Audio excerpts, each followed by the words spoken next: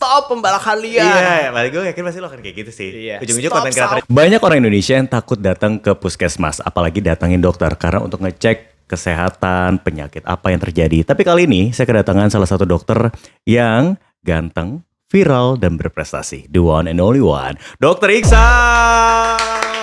I know. Gak usah diomongin Kak, I know.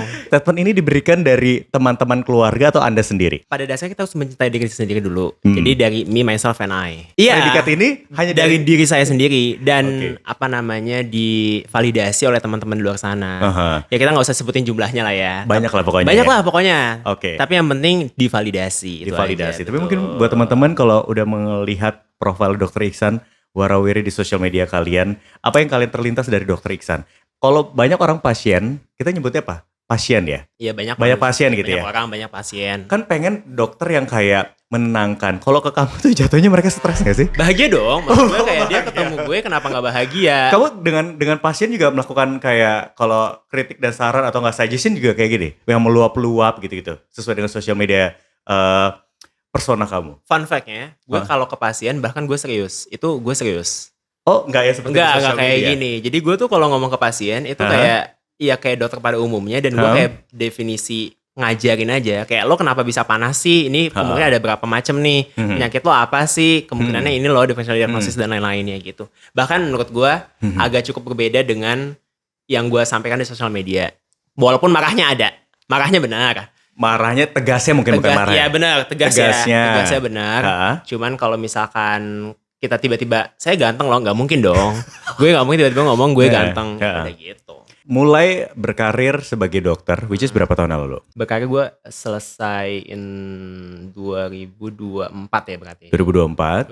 Berarti masuk tahun ke. Kan kalau kita jadi dokter kan berarti harus 3,5 tahun dulu sarjana, terus 2 tahun profesi yang disebut sebagai koas, baru nanti 1 tahun internship. Nah internship itu berarti gue mulai 2024 selesai 2025. Yaudah. Dan akhirnya sampai sekarang berarti hitungannya 1 tahun. 1,5 lah ya, 1,5 tahun. Ini salah satu profesi yang bener-bener lu pengenin dari dulu atau enggak? Pada dasarnya kayaknya hampir semua anak kedokteran orang tuanya berharap anaknya jadi dokter ya. Oh tapi ini menurut juga gue, sama? Iya dong, orang tua gue pasti berharap anaknya jadi dokter. Cuman gitu. kalau secara pribadi ini adalah opsi dalam diri gue untuk jadi dokter sebenarnya, kayak yaudah nggak apa-apa jadi dokter. Cuman kalau misalkan apakah 100% kepengen, ya nggak ngebet banget itu, paham nggak sih? Tanya, lu sebenarnya jujur, lu sebenarnya pengen jadi apa dulu? Cita-cita lo yang kayak sebenarnya gue pengen jadi ini loh gitu. Gue tuh dulu pengen masuk hukum awalnya. Oke, cocok sih menurut gue. Iya benar. Gue tuntut.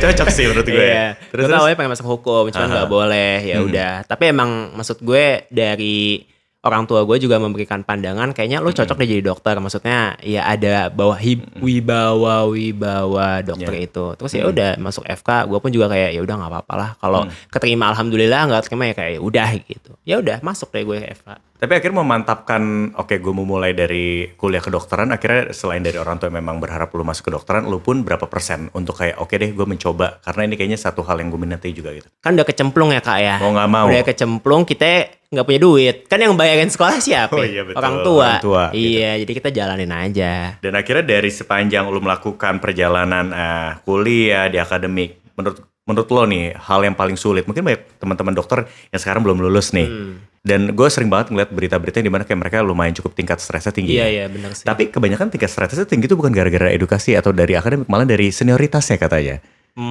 Kalau dari lo sendiri pandangannya gimana? Kalau gue sebenarnya nggak merasakan senioritas yang gimana-gimana. Oh gitu? Iya.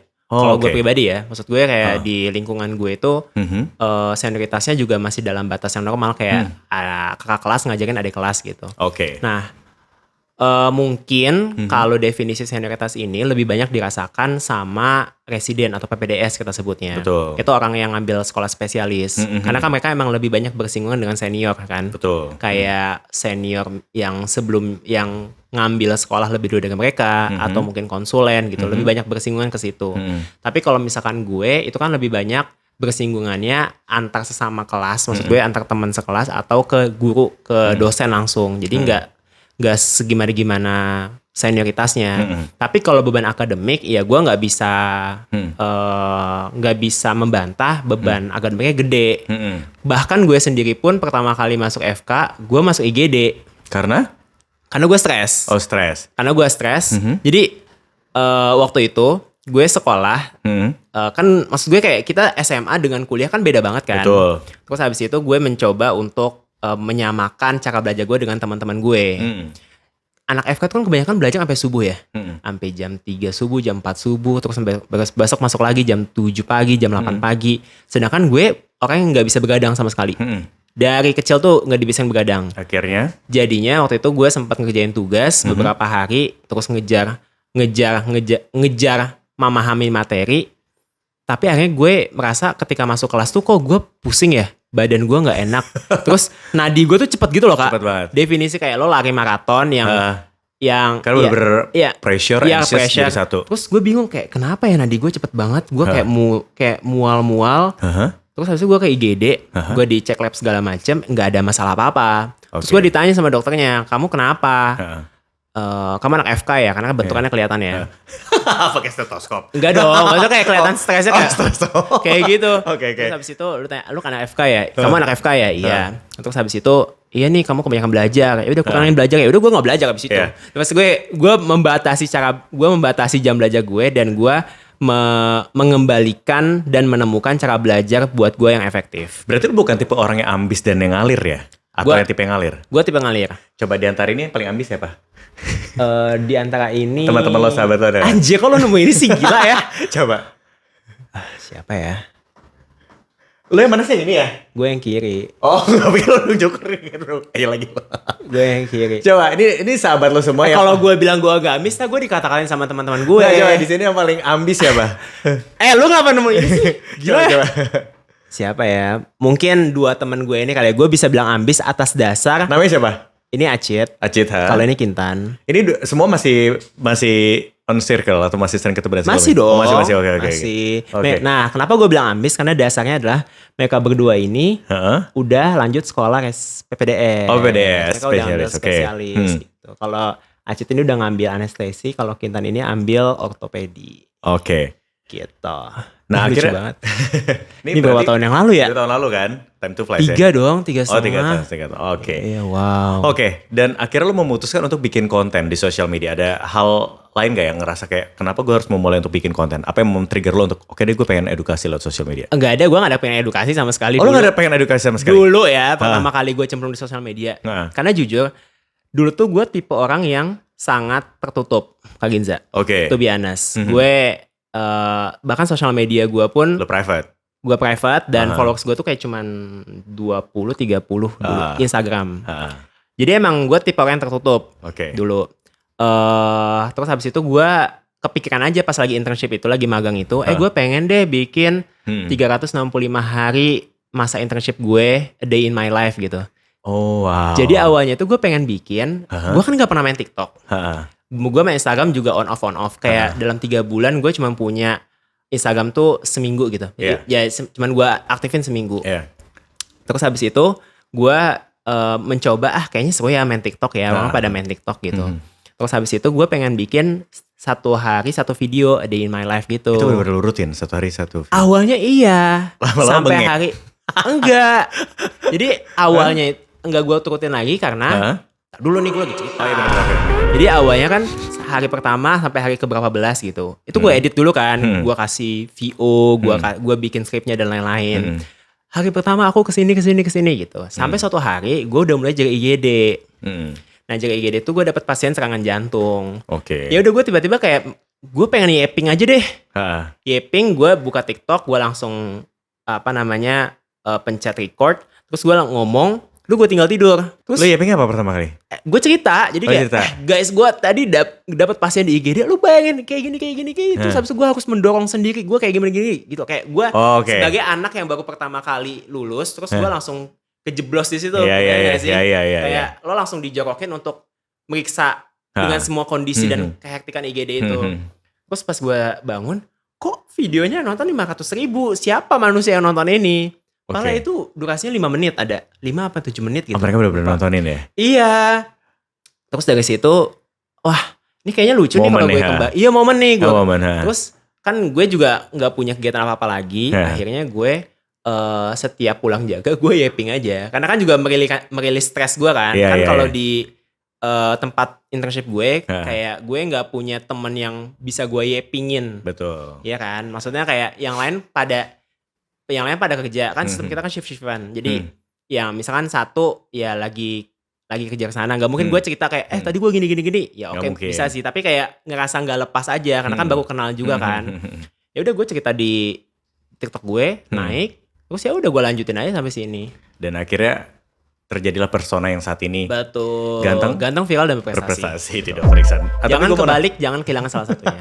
Tapi gue mau nanya, sebenarnya kalau dari rangkaian lo, jadi lo jadi as a content creator udah berapa lama? Gue mulai aktif bulan November 2024. Oke. Berarti 1 tahun, ya 3 bulan, 4 bulan. Ada gak ngerasa di mana momen di saat lo kayak, gue kayak harus setiap konten gue harus edukasi atau enggak? Lo bebasin diri lo gitu? Enggak sih, gue ngerasa bebas aja. Maksud gue kayak yang penting gue enjoy dengan apa yang gue jalanin, nge-flow. Tapi kayaknya semakin besar lo bermain sosial media kan ada tanggung jawab moral lah. Betul. Apalagi ada beban gelar yang gue bawa gitu sebagai seorang dokter. Jadi nggak mungkin gue nggak nyisipin konten edukasi di situ gitu. Karena juga banyak teman-teman yang nge-tag ke gue misalkan ini kenapa dok. Walaupun emang kapasitas gue kan terbatas nih sebagai dokter umum. Kadang gue coba konsulin atau kadang gue coba lempar ke dokter yang lain gitu. Untuk ngedapetin jawabannya. Benar. Jadi kalau dalam keluarga lo berapa bersaudara nih? Gue pribadi gue 3. Dan semuanya teman-teman kakak adik dokter? Enggak. Abang gue itu farmasi, apoteker. Gue dokter. Adik gue masih kelas 3 SMA. Oke. Ini coba diceritain. Yang kiri pas lu lagi di mana? Kayaknya lu gabut ya yang ya. Tengah mana, kanan mana, coba dijelasin. Ini tahun lu keberapa nih kuliah? Ini tahun, ini kayaknya koas tahun kedua deh. Nah, koas tahun kedua, kan gue orang pinter ya kak. Oh. Ya dokter lah pinter lah. Kan gue pintar. Jadi maksudnya yang kiri ini gue tuh jadi ketua panitia simposium. Jadi dulu tuh gue ya kebetulan gue ketua angkat, jadi kayak bagian ketua kelas atau ketua angkatan gitulah. Kayak OSIS gitu. Lebih kan kayak gitulah ya. Okay. Jadi kalau satu angkatan kita itu satu angkatan nih misalkan. Oh satu angkatan tahun itu ketuanya lo. Iya salah satunya. Oh salah satunya. Jadi ada ketua, ada subketua. Nah gue subketuanya lah gampangnya kayak gitu. Nah terus gue diamanahin untuk membuat satu simposium. Simposium tuh kayak seminar dokter. Oh, oke. Itu gue bikin skala nasional. Oh wow. Nah, di Erlangga ini. Di UNER ini, di Erlangga ini. Berapa orang, 300 orang gitulah, ada bidan, ada dokter yang gue undang untuk pelatihan Opjin. Ini sebenarnya program memang yang dibuat sama UNER atau memang lo inisiasi? Kan gue ide aja. Oh. Enggak, emang bagian dari program angkatan. Oh, program angkatan. Oke. Bukan prodi ya. Tapi kayak masing-masing angkatan itu emang punya program untuk satu bikin kegiatan olahraga, bikin kegiatan seni gitu-gitulah. Salah satunya adalah simposium juga dibikin sama kita. Kayaknya kita bikin kegiatan simposium. Ini gue foto abis kelar acaranya gitu. Terus yang kedua ini gue di Oka. Ini gue asop yang menurut gue sangat masuk ke core memory gue. Bentar, ini lu ngapain nih pegang jahitan itu? Asisten operasi, asop. Ya maksudnya dia lagi operasi apa loh? Nah ini kenapa gue masuk core memory gue, karena ini gue membantu untuk mengamputasi pasien. Hah? Iya. Gara-gara kenapa? Karena diabetes. Kan diabetes komplikasinya adalah ulkus gangren. This is the first experience lo mengamputasi orang? Secara gue yang langsung ya. Iya, ini pertama kali lo mengamputasi orang? Iya dong, kalau gue udah kasih mengamputasi gue siapa? Coy, gak maksud gue. Ini berarti di foto ini berarti pengalaman lo ceritain. Gue gak kebayang sih, lo mengamputasi the real person. Kalau kita koas itu, kita kan bisa menjadi asisten operasi. Tergantung dibolehin atau enggak sama dokternya. Betul. Ya kan? Maksudnya lo qualified atau enggak? Betul. Gitu. Saat itu gue kebetulan dapat kasus, ada pasien yang dia luka, busuk lah kakinya. Ulkus gangren karena diabetes mellitus, karena gula nih. Berarti gula tuh benar-benar gak boleh main-main ya guys? Iya betul. Hah? Karena gula itu komplikasinya banyak. Bisa kakinya jadi luka, kemudian gak sembuh-sembuh. Oh ini jadi kondisinya kakinya luka, gak sembuh-sembuh. Betul. Akhirnya di bagian terus mana yang dipotong? Busuk. Terus habis itu busuk itu menjalar. Kayaknya below the knee deh. Kalau gak salah. Jadi di bawah lutut. Di bawah lutut. Jadi ini lutut, di bawahnya persis. Nah, amputasinya itu, jadi kayak, aku kan awalnya mikirnya kalau amputasi kita langsung kayak jebrek gitu kan. Ternyata kita buka dulu ototnya satu-satu. Jadi otot itu kan, tahu gak sih kayak bicep, ya kan? Bicep kan ada namanya B, berarti 2 kan. Ada 2 kaput kayak gini. Potong Lu pernah masak gak sih Kak? Pernah dong. Iya kan? Ayam lah, potong ayam ceritakan. Iya, kalau ayam itu pahanya kan kayak ada serat yang gini ada yang gini di bawahnya. Nah itu kita pisahin satu-satu, kita potong satu-satu. Jadi itu potong satu-satu, nanti kalau udah kepotong dagingnya semua, baru kan sisa tulangnya nih. Nah tulangnya ntar kita pakein tali buat motong kayak gegaji gitu, terus gitu. Okay. Terus gue bantu jahit satu-satu.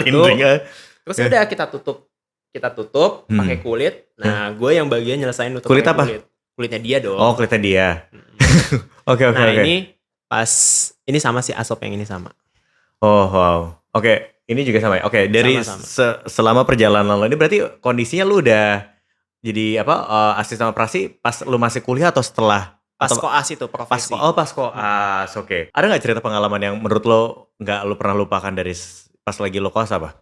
Mungkin nolong lahiran pertama kali ya. Oke. Jadi kalau nolong lahiran itu kan sebenarnya emang kualifikasi dari dokter umum, dari dokter lah gitu. Nah kita tuh sebagai koas kan harus membantu menolong persalinan. Nah ada satu momen ketika ada seorang ibu nih, dia lahiran anak kedua, kemudian dia harus diinduksi. Induksi itu kayak dipancing gitulah ya, karena karena pembukaannya tuh nggak jalan-jalan lancar gitu ya.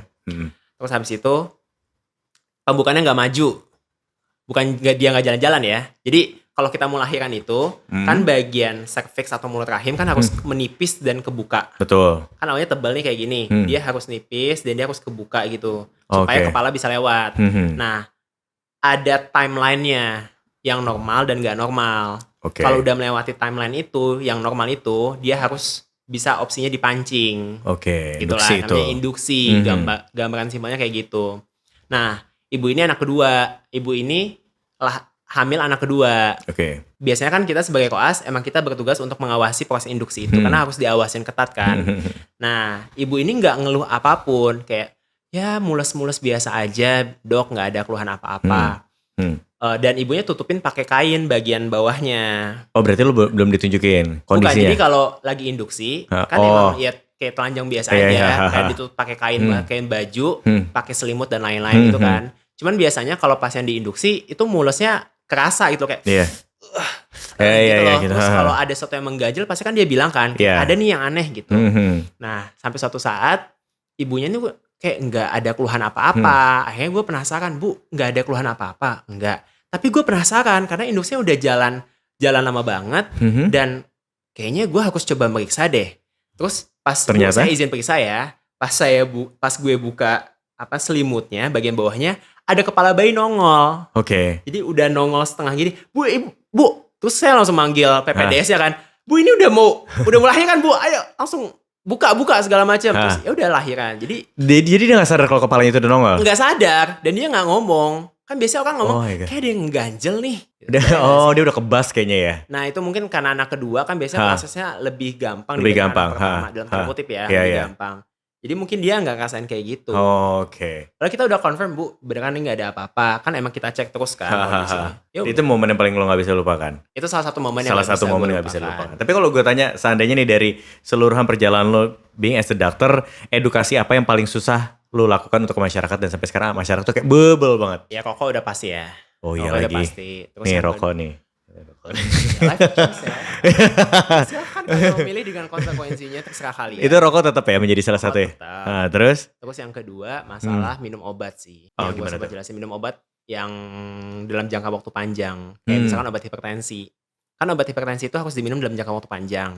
Nah kebanyakan orang tuh mikir, kalau gue minum obat hipertensi nanti gue takut gagal ginjal. Itu mitos atau fakta? Itu mitos dong. Karena yang bikin gagal ginjal adalah hipertensinya, bukan obatnya. Ya ibarat kata kayak jet streamer, tahu nggak sih? Jet streamer itu kan sifatnya merusak ya. Nah kalau misalkan si ginjal itu kena jet streamer terus menerus, dia kan bakal rusak. Nah fungsinya kita minum obat adalah supaya jet streamernya itu jadi selang air biasa aja, nggak kencang tekanannya gitu. Nah berarti ini edukasi yang bisa dibilang saat ini lo lakukan daily on TikTok ataupun Instagram ya, again masih berlangsung sampai sekarang ya? Masih, karena pertanyaannya kan juga banyak dan luas ya. Betul. Kayak ya menjawab pertanyaan-pertanyaan diajukan oleh masyarakat aja. Gue kemarin sempat ngeliat di TikTok ya, ada permasalahan tentang TBC. Lu tetap pernah ngangkat nggak yang pakai herbal itu berpengaruh atau enggak? Iya. Menurut lu dari pandangan lu gimana? Jadi apa namanya, balik lagi sih, yang namanya membaca satu jurnal atau ilmu pengetahuan itu nggak bisa plek-plek cuman baca terus habis itu lo merasa paham 100% dan lo kasih tahu ke semua orang, karena pasti ada latar belakang di balik kesimpulan itu kan. Kemudian kesimpulan itu kan pasti akan diikuti dengan note atau catatan. Nah, seperti yang Dokter Tirta sempat bilang, kalau orang bebel atau orang susah dikasih tahu bakal susah dikasih tahu gitu. Betul. Maksudnya orang tuh beda-beda tipenya, ada yang susah dikasih tahu, ada yang masih mau dikasih tahu. Betul. Nah, kalau menurut gue emang ini agak cukup tricky sih. Nah, sebaiknya emang kalau misalkan kita merasa bukan ahli dalam satu bidang ilmunya, ya mendingan diem aja. Karena yang dikasih tahu dia itu ya yang dia omongin itu kan, menggunakan herbal untuk penyakit TBC, ya sebenarnya memang bisa dalam artian sebagai pembantu untuk ngebantu aja. Tapi obat utamanya tetap harus diminum. Oke, dan lo sebagai dokter pun juga udah sadar bahwa ya memang ada beberapa pengobatan alternatif yang mungkin bisa menunjang, tapi sebenarnya poin utamanya adalah lo tetap harus minum obat seperti itu ya? Iya benar. Penunjang, ya itu menunjang, tapi obat utamanya tetap harus diminum. Kalau ditanya, kalau kemarin misalnya lo gak jadi dokter, dapat kesempatan untuk memilih yang tadi lo bilang jurusan adalah hukum, kira-kira saat ini lo lagi berada di mana? Gak mungkin jadi content creator juga lo? Atau jadi content creator juga? Sumpah content creator tuh gak pernah dalam pikiran gue sama sekali. Oke, gue mau tanya, momen dimana lo sadar kayak ini content creator adalah salah satu pekerjaan menurut gue kayak bisa harus dimaksimalin atau nggak kayak difokusin, atau memang lu saat ini berpikir kayak content creator cuma yaudah sambil lalu aja, tujuannya tetap gue akan jadi dokter nanti atau gimana? Oke, jadi apa yang gue kepikiran, apa yang lu pikirkan saat ini? Oke, pertanyaan pertama lo, apakah gue akan kepikiran jadi content creator kalau gue dulu masuk hukum? Tentunya enggak, karena dari awal pun gue juga nggak kepikiran jadi content creator. Ya balik lagi tadi, gue adalah orang yang cukup tertutup, nggak kepikiran bakal seviral ini. Tapi maksud gue ya udah ngeflow aja, jalanin aja gitu. Kalau gue masuk hukum, gue bakal di mana ya? Gue kayaknya di NGO deh. NGO asik kali ya. NGO seru sih. Seru sih. Kan? NGO-nya ngurusin apa? Tentang alam, lingkungan? Alam sih. Oke. Gue suka banget soalnya kalau gue kebayang lo bisa di alam sih. Iya benar. Terus gue omelin orang hutan. Lu malah yang kalau gue liatnya ya lu kayak concern banget tentang alam, terus lu yang marah-marah ke government gitu gue. Iya, yang kayak hutan gitu-gitu. Stop pembalakan liar. Iya, malah gue yakin pasti lo akan kayak gitu sih. Iya. Ujung-ujung konten kreator juga. Ujung-ujung konten kreator juga. Iya sih benar juga ya, nggak salah ya. Oke, terus kalau misalkan dengan kondisi sekarang kenapa gue bisa kepikiran ini bisa gue lanjutin? Satu, kebermanfaatannya luas. Maksud gue kayak sosial media itu kan lintas ruang, lintas waktu ya. Betul. Kita bisa ngasih edukasi saat ini, tapi mungkin bisa ditangkap 3 bulan kemudian, 1 tahun kemudian dengan value yang masih sama gitu, dengan nilai yang masih sama.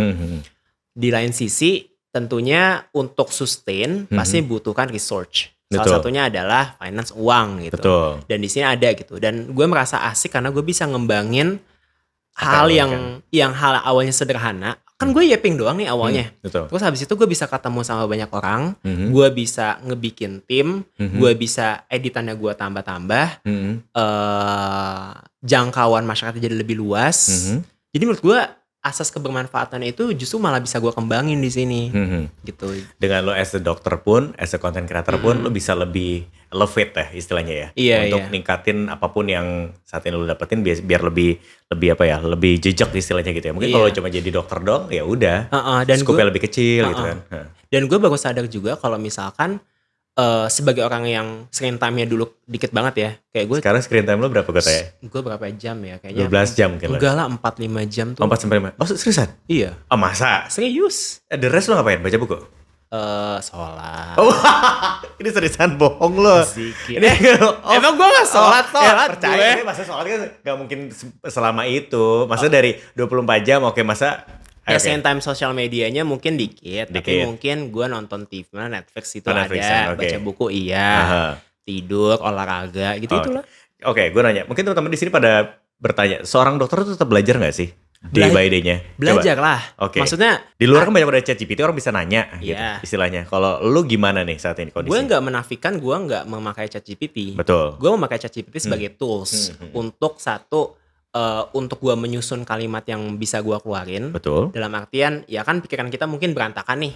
Dirapihin dirapihin lah dengan ChatGPT itu. Tapi kan harus ada dasar keilmuannya. Karena kan kita harus memverifikasi apa yang disebut sama ChatGPT itu.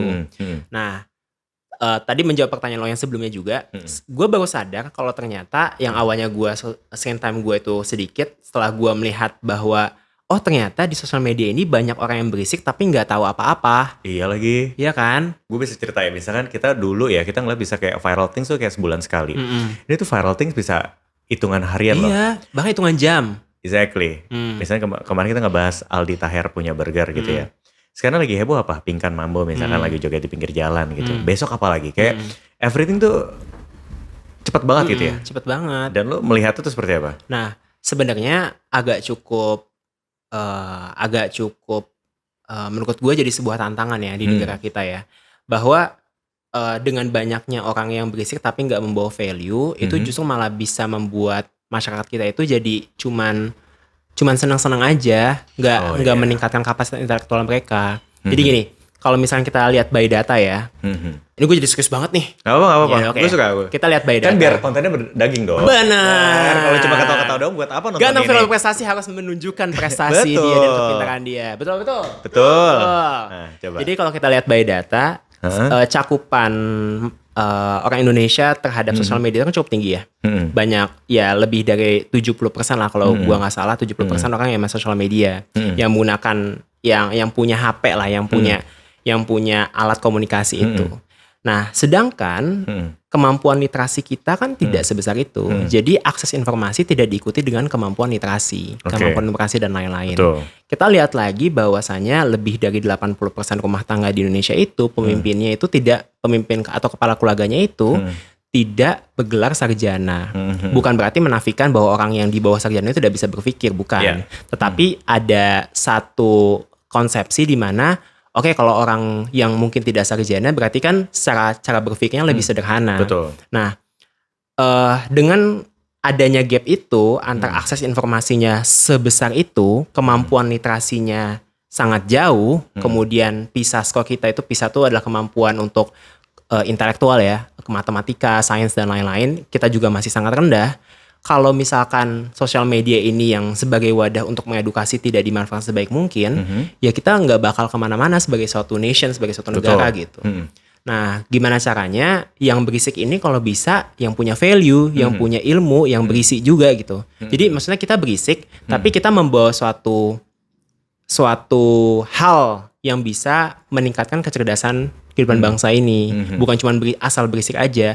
Karena kalau semua orang ujung-ujungnya cuma ketawa-ketawa aja, kita mau dibawa kemana? Betul. Iya kan? Itu. Jadi maksudnya ketawa boleh, tapi abis ketawa mikir. Betul. Gitu. Nah coba gue mau lihat lo sebuah konten ya. Menurut lo ngelihat berita ini gitu ya. Pilih yang mana dulu nih? Coba yang kiri deh. Yang kiri dulu ya. Ternyata tanda pencernaan yang sehat. Betul. Ya betul atau tidak? Coba gue pengen tahu dari Dokter Iksan sendiri pembahasannya seperti apa? Kalau kentut itu emang tanpa disadari kita emang butuh kentut kan? Ya kentut itu adalah ya maksudnya bener dong. Kayak kita butuh kentut. Bahkan aku lupa berapa angkanya, tapi sehari itu kita bisa lebih dari 3 atau 5 kali gitu kentut. Dengan disadari atau tanpa disadari. Ada yang suka kentut di sini? Iya kan? Tapi bentar. Kentut itu sehat berarti kan? Tanda sehat kan? Iya dong. Dan itu bisa menunjukkan kayak misalnya kita habis makan sesuatu, terus kita kentutnya emang, misalkan kita habis makan jengkol nih, terus bau dong, ya berarti emang pencernaan kita sedang memproses jengkol itu. Justru kalau misalnya kita habis makan jengkol baunya bau mawar, lu makan apa cuy? Iya kan? Maksudnya kayak itu sejalan gitu loh dengan apa yang kita konsumsi.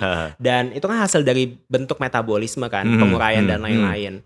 Kayak ya udah itu adalah hal yang normal. Jadi kentut itu ya ternyata tanda pencernaan yang sehat ya betul. Gitu. Betul karena, ya. Karena tubuh kita bekerja. Yang next, wanita perlu lebih banyak tidur daripada pria untuk menghindari sakit jantung. Betul atau salah dan kenapa? Nah kalau yang ini gue nggak tahu dasarnya.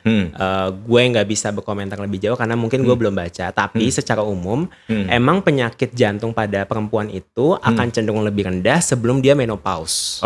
Kenapa gitu? Karena pada perempuan itu ada namanya hormon estrogen.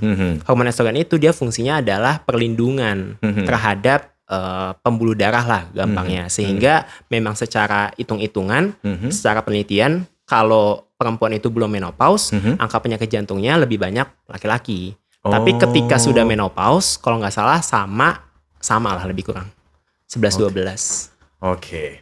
Protektif, si estrogennya itu sifatnya protektif. Tapi banyak orang bilang kalau kalau kita stres berkepanjangan itu bisa mempengaruhi ataupun meningkatkan resiko penyakit jantung. Itu benar atau enggak? Iya benar. Apapun stresnya itu bisa meningkatkan resiko penyakit apapun. Karena kan yang namanya high stress itu kan high cortisol, ya kan. Cortisol kan memicu inflamasi. Inflamasi itu adalah peradangan. Peradangan itu terjadi pada semua tubuh kita, otak, ginjal, jantung. Jadi bukan berarti kita nggak bakal kenapa-napa kalau nggak stres. Bahkan ada penyakit namanya takut subuh. Jadi apa ya, kalau nggak salah takut subuh. Jadi jadi penyakit Jadi ada waktu itu sebuah penelitian di mana orang habis Perang Dunia Kedua di Jepang ya, jantungnya itu berubah karena stres. Jadi bentuk jantungnya itu berubah. Lagi teman-teman yang di Palestina gitu-gitu ya. Iya gitu. Jadi mungkin lebih kurang sama kali ya. Jadi karena high stressnya itu, jantungnya itu berubah. Ya udah, namanya adalah takut subuh. Kalau nggak salah ya takut subuh. Oke, nanti kita cek di-confirm lagi. Tapi dari seorang dokter Iksan gitu ya, ngelihat kondisi Indonesia saat ini, di ekonomi dan segala macam, gue yakin tingkat kecemasan orang terhadap perekonomian dan segala macam itu tinggi. Gue cemas. Iya. Kayak nggak hanya kita, pasti semua orang cemas. Iya, betul. Gue pengen nanya ke lo, tips buat teman-teman yang lagi nonton saat ini, biar mengurangi kecemasan mereka secara murah ya. Kadang-kadang kan orang berpikir kayak, gue harus apa gue harus butuh liburan, gue harus apa gitu. Apa yang kita harus lakukan nih gitu ya. Kalau dari gue, membatasi akses informasi yang masuk ke diri kita. Oh itu bener banget lagi. Tapi gue gak bisa kerjaannya di sosial media. Iya. Tapi semua orang pada ngomong gitu loh. Kayak lu semakin gak banyak lihat sosial media, tingkat stres lu tuh berkurang. Which is detox sosial media kan. Aduh gimana ya, kita kerjanya di sini lah. Ya maksudnya kayak atau memilih aja informasi yang bisa kita yang masuk ke diri kita. Lah. Atau mempelajari bagaimana kita merespon informasi itu. Gak semua orang pintar untuk merespon itu. Ya belajar. Oh iya, kadang-kadang kita emosinya suka sulit kan. Iya, ngeliat headline sendiri aja nge-hook aja kayak anjing gitu. Iya. Oke, berarti membatasi segala informasi yang lu dapatkan. Yang kedua. Iya, itu membatasi. Paling mudah sih membatasi, apalagi. Mudah dan murah. Membatasi akses informasi itu. Enggak, selain itu apakah lo harus rajin untuk maksudnya ya berarti kalau kerja kan nggak akan pernah berhenti ya. Oke. Lo punya tadi bilang tuh timing lo untuk apa gitu, itu perlu juga nggak kira-kira? Manajemen stres kali ya. Oh itu penting banget lagi manajemen stres ya. Iya. Kalau dari lo sendiri, lo sebagai dokter manajemen stres lo gimana? Jadi gini, kalau gue kan gue juga nggak bisa lepas 100% dari sosial media ya. Karena kerjaan gue juga tanpa disadari kok jadi sosial media gitu. Betul. Nah tapi kalau gue ngakalinnya, mungkin gue siang sampai sore atau malam gue main sosial media. Tapi at least pagi gue nggak mau main sosial media dulu deh. Maksud gue kayak, atau mainnya pun juga 10 menit, 15 menit. Jadi gue bangun tidur, gue olahraga dulu. Gue sholat dalam artian meditasi dan lain-lain. Terus gue masak dan lain-lain. Meditasi juga? Iya, gue menganggap sholat itu sebagai bagian dari meditasi gue. Okay, karena setelah itu kan gue kayak, boleh gak semua diem dulu nih? Gitu kan. Internal meetingnya selalu ada ya? Iya, betul. Di otak lo ya? Terus? Terus habis itu, ya udah, gue berusaha melakukan sesuatu kegiatan yang tidak atau sedikit bersinggungan dengan sosial media. Misalkan masak. Misalkan masak ya. Menurut gue masak tuh adalah bagian gue untuk stop dulu dari sosial media. Lu suka hobi masak berarti? Gue suka masak. Oh, menarik. Gue suka masak. Oke. Nah, mungkin besok kita bisa bikin konten masak bareng Dokter Iksan. Boleh. Terus habis itu, ya kan kalau masak kita kayak ada, misalkan gue ke pasar nih. Ada proses. Iya ada prosesnya. Gue ke pasar dulu 30 menit. Abis gue ke pasar gue nyiapin bahan. Abis itu gue harus masak dulu. Abis itu gue makan. Kan ada kayak 2 jam atau 2,5 jam gitu kan. Prosesnya kan. Jadi ya udah itu bagian dari, ya udah gue gak main sosial media gitu. Oke. Gitu itu kalau gue. Jadi satu gue mungkin cara yang paling gampang adalah membatasi akses informasi. Tapi itu sulit juga kalau misalkan kita kerja di sosial media. Atau yang kedua ya kita manajemen aja waktu kita main sosial media itu kapan. Atau kita belajar untuk mengelola respon kita terhadap informasi yang kita dapatkan. Itu ya. Jadi itu kayak harus konsultasi ke Dokter Iksan sih. Kan ada juga beberapa orang yang ketika dia mendapatkan informasi dia nggak bisa mengelola stresnya dan lain-lain.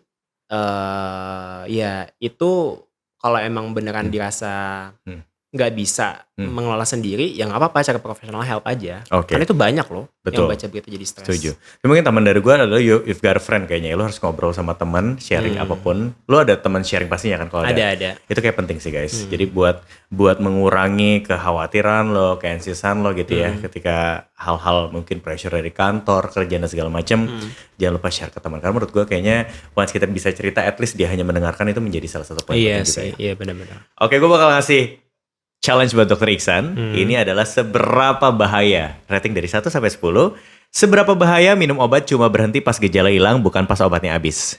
Tergantung jenis obatnya. Oke. Kalau obatnya obat simptomatik, ya nggak apa-apa. Kayak itu 2 atau 3. Kayak demam, obat demam. Kalau udah nggak demam, nggak usah diminum, nggak apa-apa, nggak sampai Tapi kalau habis. yang harus lama, Tapi kalau kayak antibiotik, Haha. ya harus dihabisin 10. Kalau gue misalnya suka nggak apa-apa. nggak habis lagi kalau antibiotik. Oke, pertanyaan kedua. Temen lo dokter Aiman Alat. Makanya. Masa dia ngingetin lo? Gue selalu ingetin kayak, kak jangan kayak, gitu. Oke, minum antibiotik sisa keluarga karena keluhannya mirip. 10 lah. Nggak mungkin. Oke. Ya bahaya banget sih memang itu. Satu maksudnya minum antibiotik sisa keluarga. Berarti kan keluarganya Hah. dia nggak ngabisin. Ngabisin Satu. pertama. Yang kedua, kalau dia minum sisanya, berarti ada kemungkinan juga dia nggak minum Nggak sesuai dengan full. dosisnya. Oh ya 10 betul. Iya 10. Nggak mau cek lab karena takut hasilnya. Ya 8, 9 8 lah. atau 9 ya. Banyak loh orang Indonesia yang kayak gini lah. Kayak Emak gue juga bapak gue juga kayak gitu Lo kok. sekarang edukasi gimana? Serah lo deh. Oke. Iya. Lo gimana? Anak kan kadang lebih susah didengerin ya. Iya. Kan orang tua tuh kayak Iya, gak iya. bisa. Mama ya lu nyekolahin gue Iya, selama iya. ini buat apa gitu. Betul. Ini buat mama ya. Mama kan Iya. pasti nonton video aku kan. Dengerin ya. Oke. Lakukan cek itu. Ngira penyakit kronis itu cuma buat orang tua. Aduh. Enggak lagi. Sekarang tuh makin Anak muda muda. lagi. Iya. Kolesterol lah, jantung lah, Iya, stroke jantung, lah, stroke. ataupun apa gitu. Hipertensi, diabetes. Banyak juga ya. Berapa Oke. bahaya? 10. Iya. 9, 10. 9-10 ya. Ngobatin gaya hidup buruk pakai vitamin doang. 7, 8 lah. 7-8 ya. Karena vitamin itu kan ya dia adalah tambahan nutrisi pada dasarnya. Kan vitamin itu bisa kita dapatkan dari makanan yang kita makan. Whole food itu bisa, real food, whole food itu bisa. Ada kandungan vitaminnya ada. Nah, vitamin yang kita minum itu kan ekstrak daripada makanan yang kita makan itu pada dasarnya. Mungkin kecuali ada beberapa vitamin kayak vitamin D gitu. Karena kan emang dari makan aja nggak cukup. Ya kita perlu suplementasi gitu. Tapi kalau in general cuman untuk memperbaiki gaya hidup dengan vitamin doang, ya jangan lah, nggak bisa gitu. Ya, setuju kan. Ngeremehin gejala kecil yang muncul berulang karena masih bisa ditoleransi. 7-8 lah ya. 7-8 ya. Dan biasanya gejala kecil tuh kayak gimana tuh yang sering biasa kalau dialamin dari pasien-pasien yang kamu pegang? Kalau sering ngantuk tuh apa sih gejala sering ngantuk? Banyak lagi. Maksudnya Yang common apa? Paling sering apa? Karena kan kita sometimes kayak kok sering ngantukan ya gitu. Karena kadang-kadang orang bilang karena sering kebanyakan gula, ya, konsumsi gula. Terus atau gimana? Jadi kalau misalkan kita ya itu benar. Maksudnya gini, ketika kita gampang ngantuk, itu penyebabnya banyak.